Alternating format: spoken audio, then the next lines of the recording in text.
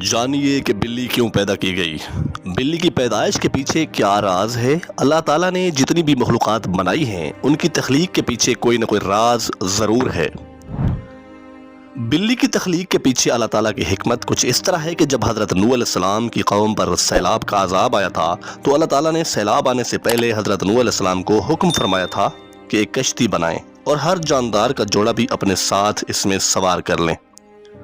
تو حضرت نوح علیہ السلام نے اللہ تعالیٰ کے اس حکم کی تعمیل کی، سیلاب عظیم آ گیا، پوری دنیا پانی سے بھر گئی۔ حضرت نوح علیہ السلام، آپ کے ساتھی اور ہر جانور اور پرندے کا ایک ایک جوڑا کشتی میں محفوظ تھا۔ معزز دوستو، جہاں پر ایک بات ایڈ کرتا چلوں کہ علماء کے مطابق یہ کشتی اتنی بڑی تھی کہ حضرت نوح علیہ السلام کو کشتی بنانے میں تقریباً 100 سے 120 سال کا عرصہ لگا تھا۔ یہاں سے آپ کشتی کی بڑی ہونے کا اندازہ کر سکتے ہیں، کیونکہ حضرت نوح علیہ السلام کے چند ساتھیوں کے علاوہ ہر جاندار یعنی چرند پرند ان کا بھی ایک ایک جوڑا کشتی میں سوار تھا، اور یہ کشتی پانی میں تقریباً 370 دن تک تیرتی رہی۔ یہ ایک 3 منزلہ کشتی تھی جو کہ عام کشتیوں کی طرح اوپر سے کھلی ہوئی نہیں بلکہ صندوق کی طرح بند تھی۔ کشتی کے تمام تختوں کے درمیان یعنی درزوں کے اندر یا چیروں کے اندر ایک ایسا مرکب جسے رال کہتے ہیں، یہ مرکب درختوں سے نکلتا ہے، وہ بھرا ہوا تھا۔ یہ گوند کی طرح ہوتا ہے تاکہ پانی کشتی میں داخل نہ ہو سکے۔ 40 دن زمین پانی اگلتی رہی، آسمان سے بھی پانی برستا رہا، یعنی ہر جگہ پانی ہی پانی تھا۔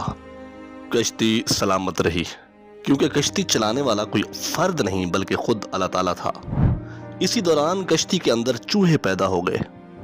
ان چوہوں نے کشتی میں موجود اناج اور غلہ خراب کرنا شروع کر دیا اور ساتھ ساتھ کشتی کو کترنا شروع کر دیا، جو چوہوں کی عادت ہوتی ہے، جس کی وجہ سے کشتی میں پانی داخل ہونے کا خدشہ پیدا ہونے لگا۔ تب حضرت نوح علیہ السلام نے اللہ تعالیٰ سے دعا کی کہ اے پروردگار، مجھے ان چوہوں سے نجات دلا۔ تب اللہ تعالیٰ نے حضرت نوح علیہ السلام کو حکم دیا کہ کشتی میں موجود شیر کی پشت پر ہاتھ پھیریں۔ جب حضرت نوح علیہ السلام نے شیر کی پیٹھ پر ہاتھ پھیرا تو شیر کو زوردار قسم کی چھینک آئی، تو شیر کے ناک کے دونوں نتنوں سے بلیوں کا ایک جوڑا باہر جا گرا، یعنی ایک نر اور ایک مادہ، جنہوں نے کشتی میں موجود سارے چوہوں کا صفایا کر دیا۔